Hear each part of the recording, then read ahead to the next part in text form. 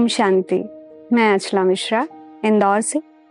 मेरी education qualification MBA with finance stream है और मैं प्रोफेशन से अकाउंटेंट हूँ।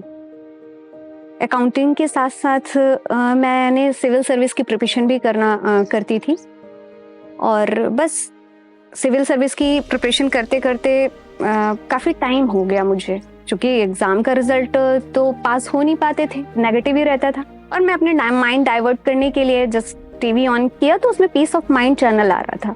पीस ऑफ माइंड चैनल में अवेकनिंग विद ब्रह्मा कुमारीज करके एक कार्यक्रम था जो सिस्टर शिवानी होस्ट करती हैं उसको।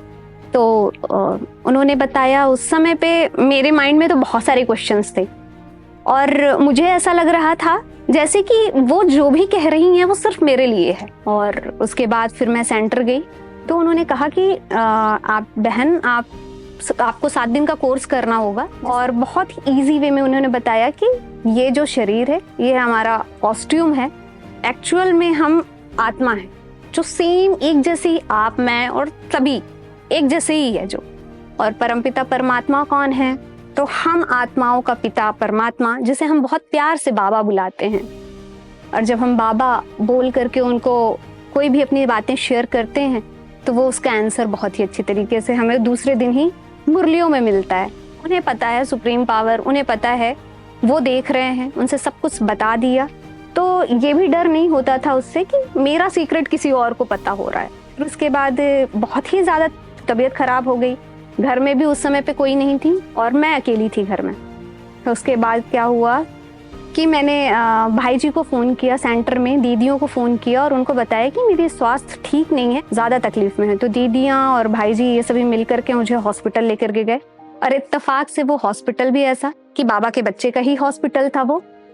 और तो वहाँ पे जब मुझे लेके जाया गया और वहाँ पे जब डॉक्टर ने देखा तो आंतों के बीच में बहुत ही उठापटक चल रही थी मेरी आंतों में। और टेस्ट होने के बाद जब सब कुछ रिपोर्ट नॉर्मल आ रही है तो फिर हो क्या रहा है, क्या है आखिर, तो वो भी नहीं समझ पा रहे थे कि क्या हो रहा है। और फिर हो गया, चल रही थी, ड्रिप्स वगैरह चढ़ी हैं, चल रही थी, थोड़ा आराम भी लगा उससे। फिर उसके बाद कुछ ठीक था, घर आई और घर में रात में फिर तबीयत मेरी खराब हो गई। और फिर जब ज्यादा ही तबीयत खराब हो गई तो फिर डॉक्टर के पास दीदियों ने लेके गई मेरे को। फिर जो डॉक्टर साहब थे उन्होंने कहा कि अब इसके लिए कुछ नहीं कर सकते हैं, इसके लिए सिर्फ एक ही है कि हम सीटी स्कैन करवाते हैं और उससे पता चलेगा कि आखिर है क्या, हो क्या रहा है। चेक करने के बाद उन्होंने कहा कि बेटा एक छोटा ऑपरेशन करना होगा, ठीक है, मतलब एक ऐसे ही। और उन्होंने कहा, फिर उसके बाद जाते जाते मैंने उनसे एक ही प्रश्न पूछा कि मेडिसिन से ठीक नहीं हो सकता? तो उन्होंने बोला नहीं बेटा, ऑपरेशन करना ही पड़ेगा। ठीक है, कैंसर है रेक्टोसिग्माइड और वो भी 4th स्टेज का। ये रिपोर्ट्स मुझे नहीं पता थी कि क्या आया है रिपोर्ट्स में, ये दीदियों को पता थी और भाई जी को पता था कि रिपोर्ट में क्या है। उन्होंने मुझसे कुछ शेयर भी नहीं किया। उसके बाद उन्होंने ऑपरेशन, सेकंड डे ही ऑपरेशन होना था और ऑपरेशन काफ़ी बड़ा था। पैसे अब इतने ज़्यादा, 7 से 8 लाख रुपए, इतने पैसे चाहिए थे। वो सडनली अब ऐसे कैसे तैयारियां हो जाएगी, कैसे पैसे इतने जल्दी आ जाएंगे, तो वो मुझे नहीं पता। पर बाबा ने ऐसी व्यवस्था करवाई कि कहाँ से पूरे, मतलब हमारा जो सेंटर है, मेरी दीदी भाई जी लोग, वो सभी मिल करके और मुझे मतलब फाइनेंशियली सब कुछ वहाँ पे करवा दिया, जमा कर दिया सारी फीस डॉक्टर्स की, ऑपरेशन की। ऑपरेशन के बाद फिर जब हम बाहर आ गए तो 6-7 दिन सब कुछ बहुत बढ़िया। डॉक्टर बहुत खुश होते थे, वो मुझे देखते थे और जब आते थे तो वो मुझसे आगे से रह करके बोलते थे, ओम शांति, अचला कैसे हो? तो मैं उनसे वही रिप्लाई करती थी कि बहुत बढ़िया डॉक्टर साहब। और सभी मेरे सेंटर पे भी भाई जी, दीदियाँ, ये और जो भी ब्राह्मण परिवार है हमारा, वो सभी मिल करके संगठन में मेरे लिए योग करते थे, मेरे स्वास्थ्य के लिए। और उन सबका परिणाम ऐसा रहा कि मैं 7 दिन में डिस्चार्ज होकर घर वापस चली गई। सब कुछ बहुत बढ़िया था। चूंकि मेरा को रेक्टोसिग्माइड कैंसर था, इसमें ये कैंसर जो होता है ये आंतों का होता है। उसके बाद फिर धीरे धीरे सब कुछ ठीक हुआ और हम फिर वापस घर आ गए। और हाँ, इसी बीच में एक चीज और बताना भूल गई कि मेरा जो ऑपरेशन हुआ था, किस चीज का ऑपरेशन हुआ, मुझे सच में नहीं पता था कि मेरा किस चीज का ऑपरेशन हो गया है। और मुझे है क्या एक्चुअली। फिर हम डॉक्टर के पास गए कंसल्ट करने के लिए, वो बुलाते हैं 15 डेज में। हम उनके पास गए और उन्होंने फिर बताया कि आपको कीमो लगना है। ऑन्कोलॉजिस्ट के पास में उन्होंने मेरा कीमो प्लान किया। मुझे 8 कीमो लगने थे और हर 21 दिन में मुझे कीमो लगने थे। और जब मुझे पहला कीमो जब मुझे लगना था तो मेरे भाई जी ने मुझे बताया कि दीदी आप ऐसा प्रयोग करिएगा कि जो आपको कीमो लगेगा तो उसमें आप ये प्रयोग करें कि उस दवाई पे बाबा की किरणें आ रही हैं, किरणें मेडिसिन बन के आपकी बॉडी पे जा रही हैं। 8 कीमो लगे, अभी 1 साल पहले की ही बात है ये सब। आप सभी देख रहे हैं कि ये मेरे बाल बस एज इट इज हैं। फिर उसके बाद मुझे 28 रेडिएशन भी लगा, रेडिएशन भी हुआ। और उसके बाद फिर जा करके चूंकि अब मेरी आंतें बाहर थी, उसका डबल से सर्जरी होना था और उसको डॉक्टर फिर से अंदर करते और नॉर्मली जैसे होता है प्रोसीजर वैसे सब कुछ होना था। तो मुझे बॉडी पे इन्फेक्शन हुआ ना, मैंने डॉक्टर से बात की। उन्होंने कहा आप आ जाइए, एडमिट हो जाइए हॉस्पिटल में। जब हम गए तो उन्होंने कहा कि आपको एडमिट करना पड़ेगा, इन्फेक्शन ज्यादा हो गया है। तो काफी ट्रीटमेंट चला, बहुत सुधर ही नहीं रही थी।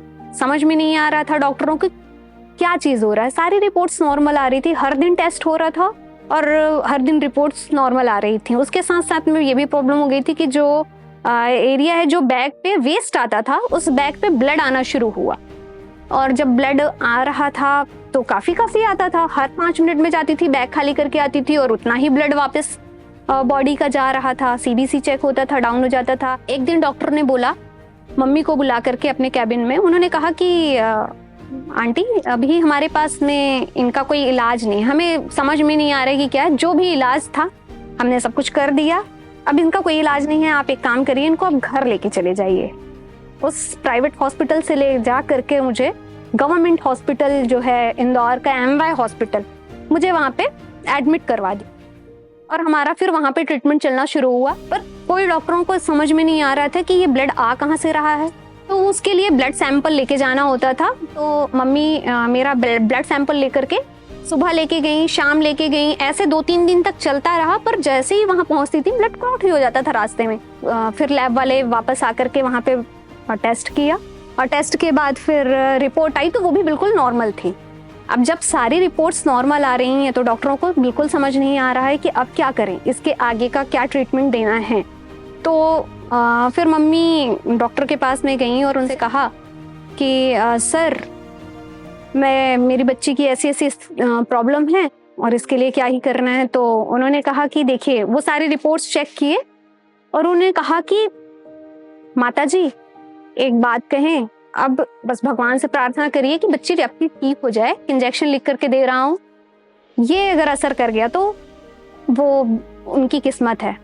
तो मम्मी ने कहा ठीक है, आप लिख के दीजिए। तो बस वो इंजेक्शन जब आया और वो इंजेक्शन लगा, उसके बाद रिकवरी वापस शुरू हो गई। सेकेंड डे टेस्ट हुआ, रिपोर्ट नॉर्मल, सब कुछ अच्छा होने लगा। फिर डॉक्टर भी खुश हुए कि हाँ अभी ठीक है, पर अभी हम कुछ दिन देखेंगे। और 25 दिन के बाद वापस मैं जब घर आई तो मैं बिल्कुल अच्छी भली होकर के घर आई। और उसके बाद फिर मेरा एक ऑपरेशन होना था, जिसमें मैंने पहले बता चुकी हूँ कि मेरी आंतें बाहर थी, उस टाइम पे स्टोमा बाहर था। उसको वापस से क्लोज करने के लिए एक ऑपरेशन होना था। वो ऑपरेशन फिर हुआ। ऑपरेशन होकर के मैं आई, रिकवरी रूम पे रखा गया मुझे। और सुबह डॉक्टर ने बोला कि अभी ठीक है, अब आपको चलना है। तो मैंने बोला ठीक है चलेंगे। तो अब चूंकि अब ज़्यादा टाइम तो हुआ नहीं था ऑपरेशन को, पर चलने के लिए डॉक्टर ने बोला। और वो भी मुझे जब भी आते थे तो बस स्माइल के साथ में बोलते थे ओम शांति। पर ओम शांति का असली मीनिंग है, ओम मतलब अहम, आत्मा, शांत स्वरूप हूँ।